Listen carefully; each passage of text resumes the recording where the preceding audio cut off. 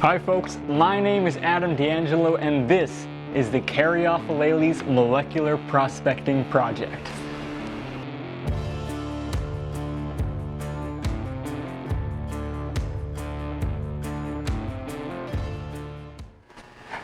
For a little bit of background, I'm a grad student here at the University of Wisconsin studying plant breeding and genetics. My lab works with carrots, onions, and beets, but my specific research is focused on breeding for flavor and eating quality in table beets. And flavor, just like everything else, starts at the molecular level. Let's check it out. This is Geosmin. It's a colorless terpene, and while you may not recognize its structure, you probably know what it smells like. You know that smell after a rainstorm or when you're digging in your garden? That's geosmin. It's released by microbes in the soil. In fact, in Latin, geosmin means earth odor. And oddly enough, that same compound is responsible for the iconic earthy flavor in beets. Now about that flavor, some people love it and some people do not. But what we really don't know is why it's there at all. In fact, for a long time, scientists didn't even know where it came from. The grad students that came before me were the first to prove that the beet plants themselves are actually making this compound. And they were also the first to show that the amount of geosmin produced by beets is a trait that can be inherited from one generation to the next. We've even developed varieties of beets with low levels of geosmin for people who aren't a fan of the traditional beet flavor. Which brings us back to this greenhouse full of plants. This is just one experiment that we are hoping will help us to unravel the mystery of why beets are making geosmin.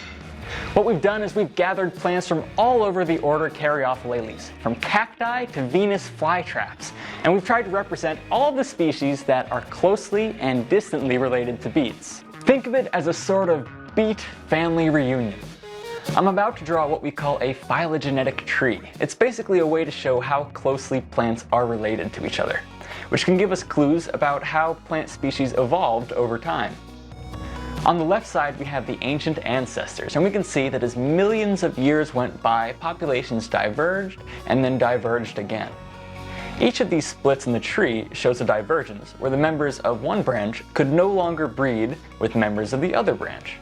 This could be because of random mutations, environmental changes, new selective pressures, or even something like tectonic plates moving apart and the plants no longer being on the same continent. Most of these splits happened a very long time ago, but they've led to the evolution of our modern day species, which will be on the right side here.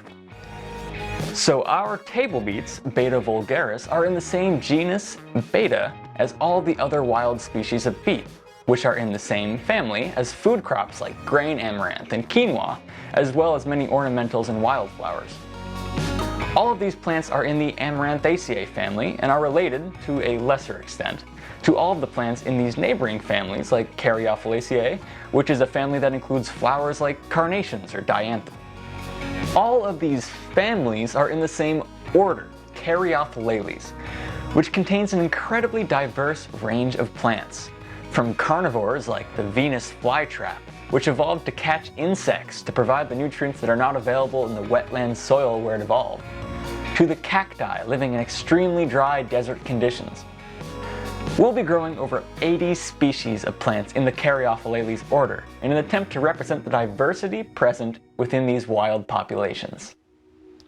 For this project, we'll then use a machine called a gas chromatography mass spectrometer, or GCMS, to measure whether or not geosmin is present in each plant species.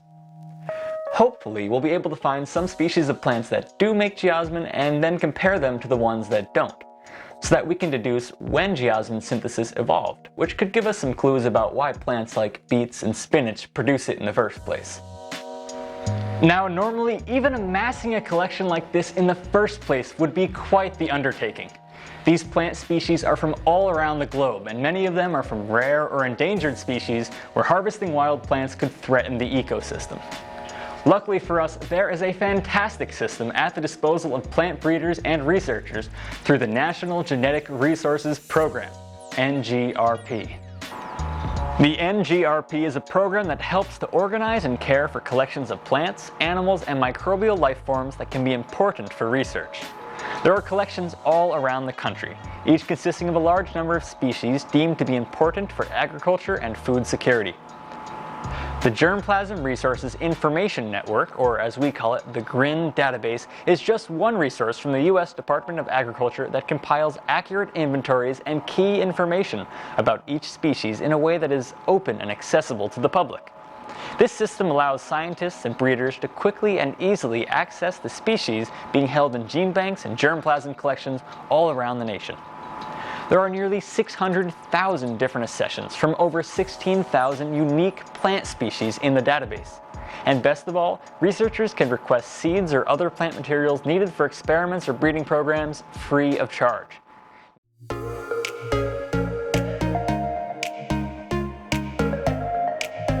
But this database has so much more to offer than simply helping us to figure out why beets taste like dirt. Hidden within the genomes of these plants are the answers to questions we haven't even asked yet. Walking down the aisle of the greenhouse is like taking a trip through the history of life on our planet. Triumphs and losses from a 500 million year-long battle against the elements. Valiant attempts to overcome the perils of life in a primordial world. Adaptations that help plants survive in the harshest of environments. From the scorching desert heat to the rocky shores of the Mediterranean Ocean and everywhere in between. We not only see the history of plants, but we can see our own history as well. Plants which gave rise to entire civilizations, which provided for us in good times and bad. Plants that fueled revolutions and fed dreamers, the staples upon which our modern world was built. National Plant Germplasm System is a proverbial Noah's Ark of plant and animal diversity. Genes that could make our crops more productive or more nutritious, less susceptible to pests or diseases, or more efficient to produce are likely already present in wild plants all over the world. But without careful preservation, they could soon be lost forever. That's why it's more important now than ever before to document and preserve the beautiful products of billions of years of evolution before it's too late. Programs like the NGRP and the GRIN database serve to ensure that the natural genetic diversity of planet Earth will be around for the next generation. And I think that's something we can all get behind.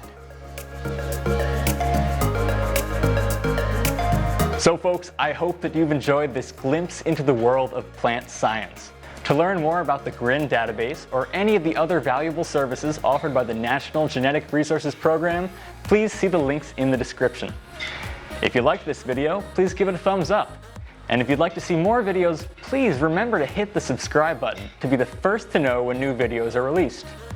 I plan to upload a bunch more episodes on a wide range of topics within plant science, and I hope to see you all there. Until then, keep growing, scholars.